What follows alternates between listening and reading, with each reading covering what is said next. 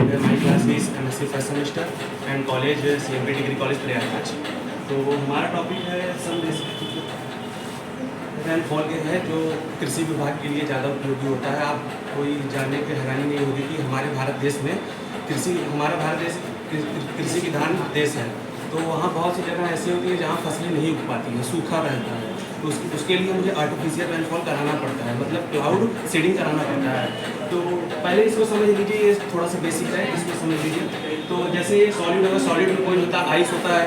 Ice को अगर हम मेल्टिंग करते हैं तो वो चला जाता है लिक्विड में। लिक्विड को अगर इवेपोराइजेशन करते हैं तो वो चला जाता है वाटर वेपर में चला जाता है। तो आप इसको अच्छे से देखिए, वाटर वेपर हो गया, लिक्विड हो गया। वाटर वेपर से अगर हम लिक्विड में जाएंगे तो उसमें कंडेंसेशन कराना पड़ता है। इसी बार नोटिस करिए, बार बार मैं इसको यूज़ करूँगा, कंडेंसेशन कराना पड़ता है। तो हमारा टॉपिक आगे ये है कि हम आर्टिफिशियल रेनफॉल दो तरीक़ों से करवा सकते हैं। एक बने हुए बादल पर बारिश करवा सकते हैं, एक खुद बादल ले आकर बारिश करवा सकते हैं। तो पहला मैं बता रहा हूँ बने हुए बादल पर कैसे बारिश करवाते हैं। तो हम जैसे इसमें तो अभी कंडेंसेशन छोड़ रहे हैं, कुछ देर बाद उस पर फिर वापस आते हैं। तो पहले मेरा बने हुए बादल पर बारिश कैसे करवाते हैं।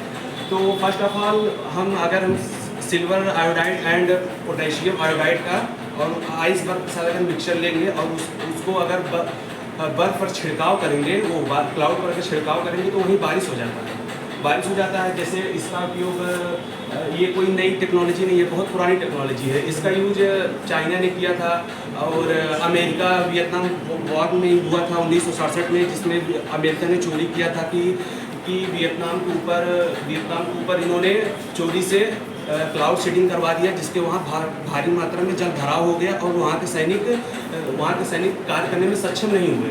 तो उस वजह से वियतनाम वहाँ की वार हार गया। और 2008 में इसका यूज़ चाइना ने किया था ओलंपिक में। बीजिंग में एक ओलंपिक हो रहा था, तो वहाँ का संभावना ये था कि वहाँ बारिश होने की ज़्यादा संभावना थी। तो वहाँ के लोगों ने, वहाँ के साइंटिस्टों ने तो जो बादल आ रहे थे उसको वहीं पे जाके वहीं उन लोगों को क्लाउड सीडिंग करवा दिया, अपना केमिकल डाल दिया कि बारिश उधरी हो जाए ताकि हम लोग को ओलंपिक पर कोई इफेक्ट करना पड़े। ठीक। और दूसरा हो गया हम लोग खुद से बादल बनाना। खुद से बादल बनाना बहुत टफ बात नहीं है।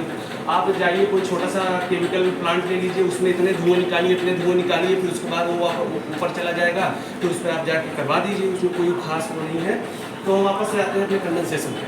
कंडेंसेशन क्या होता है कि जैसे कंडेंसेशन ये होता है कि अगर हम ज़मीन पर रहते हैं, लेस ह्यूमिडिटी रहती है, लेस वाटर वेपर रहता है, लेस ह्यूमिडिटी रहती है। अगर मोर वाटर वेपर रहता है तो मोर ह्यूमिडिटी रहती है। तो आपको पता हो जैसे आप ऊपर जाएंगे तो आपको ठंड महसूस होती है। आप पहाड़ों पर जाइए, आपको ठंड भी लगती है, ज़्यादातर लगती है ना। तो आप वैसे वाटर वेपर धीरे धीरे ऊपर जाता है, वो धीरे धीरे ठंडा होता रहता है। तो वाटर वेपर जब ऊपर जाता है, कोई बात नहीं, जी सर। तो वाटर वेपर जब ऊपर चला जाता है तो वो धीरे धीरे कोल्ड होने लगता है। वो इतने शुद्ध होते हैं कि वो इतने छोटे छोटे कण होते हैं, 1 मिलीमीटर के 1/100 छोटे होते हैं, इतने छोटे होते हैं। लेकिन वो और ऊपर जाते हैं, धीरे धीरे बर्फ बनते हैं। वो बहुत हल्के भी होते हैं, वो बारिश नहीं कर पाते, लेकिन जब वो धीरे धीरे एकत्रित होते हैं तो एक बर्फ में बन जाते हैं। तो जब फिर उसके बाद बरसात होती है, बरसात मतलब बर्फ़ गिरता है। अगर जहाँ हवाएं ठंडी चलती है वहाँ स्नोफॉल्स होता है, जहाँ हवाएं गर्म होती है वहाँ बारिश हो जाती है। ठीक। तो वही कुछ खास है। लेकिन उसके बाद इसका एडवांटेज था। एडवांटेज यही है कि जहाँ जैसे जंगल वगैरह हो गया, उसमें कुछ ज़्यादा ही मतलब सूखापन आ जाता है, जैसे जानवरों की प्रॉब्लम होती है, तो वहाँ क्लाउडिंग करवा के वाटर पेपर करवा के वहाँ बारिश करवा देते हैं, बस हो गया उसमें। और आगे कुछ है नहीं इसमें।